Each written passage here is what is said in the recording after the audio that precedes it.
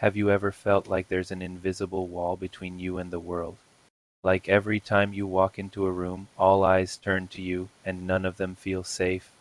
In Canada, a country known for its diversity and openness, feeling isolated or afraid to express yourself is more common than most people admit, especially for young adults and professionals trying to fit into social expectations that don't feel natural. This video is for you if you've ever asked yourself, why am I like this?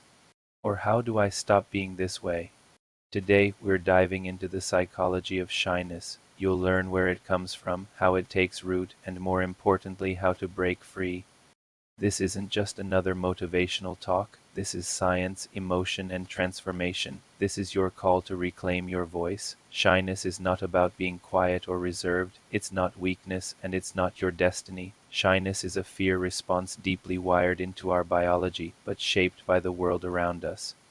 Research shows that specific neural circuits in the brain trigger shy behavior, but that's only part of the story. In Canada, where 40 to 50% of adults describe themselves as shy, it's clear that culture and upbringing matter just as much. Shyness often grows in environments where we're taught to fear judgment, avoid mistakes, and not bother anyone. Over time, we start avoiding social situations, but every time we avoid, we lose a chance to learn how to handle them, and that fear grows stronger. It becomes a silent cycle, and the more it tightens, the more we disappear inside ourselves. But here's a truth no one told you. No one is born shy. Some babies are more sensitive. They respond strongly to external stimuli. About 20% of children are born this way, but that doesn't mean they're doomed to become shy adults. Identity, the sense of who I am, only begins to form around 18 months of age. That means shyness is something we learn. It's built from moments of being scolded, ignored, compared, or misunderstood. And in Canada's multicultural reality, children of immigrants or anyone who feels different may experience this even more intensely. Being afraid to speak a second language, to make a mistake, or to simply stand out can all feed the roots of shyness. But if it was learned, it can be unlearned. Adolescence is when shyness usually peaks.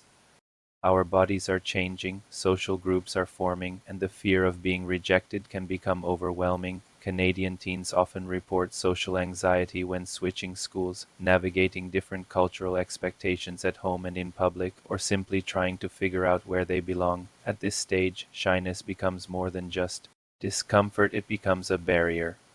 A barrier to friendships, to love, to self-expression. And let's not forget, culture matters. In individualistic societies like Canada, where expression and independence are highly valued, those who feel unsure or not enough may retreat even deeper. But silence doesn't solve anything, it just hides the pain.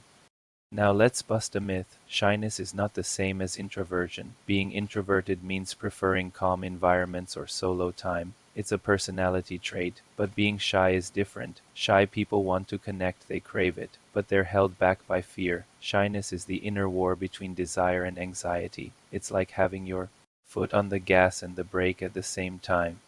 Shy people overanalyze themselves in real time, every word, every movement, every reaction. They're not present in the moment, they're trapped in their own heads, and over time that creates loneliness, frustration, and even depression. But here's the hope, it doesn't have to stay that way. So how do you beat shyness? Step 1. Recognize it. Shyness is not who you are, it's something you learned. In Canada, where politeness is praised but emotional openness is rare, it's powerful to acknowledge what you've been carrying. Preparation helps. Before a social event, plan, visualize what can go right, not what might go wrong. Come up with a few questions or stories in advance. Arrive early to get comfortable. Observe the room. And, most importantly, shift your focus.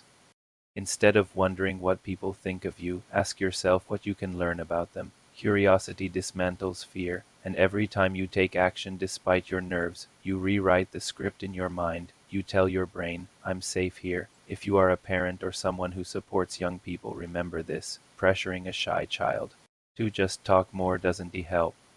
It backfires. Instead, nurture what they love. Friendships grow from shared interests. Teach them small social skills. Eye contact, smiling, asking questions like, what do you like to do? In Canada's multicultural society, making a child feel secure in who they are builds the confidence to show who they are. Shyness doesn't need to be erased, it needs to be understood, and it starts with you. If this video helped you see your own story differently, don't keep it to yourself, share it, leave a comment. When did shyness silence you? Your story could be the breakthrough someone else needs. And if you want more psychology that hits where it hurts and heals where it matters, subscribe to the channel, turn on notifications. This isn't just talk, this is your mind, your voice, and your life taking shape again. Shyness might be part of your past, but it doesn't have to write your future.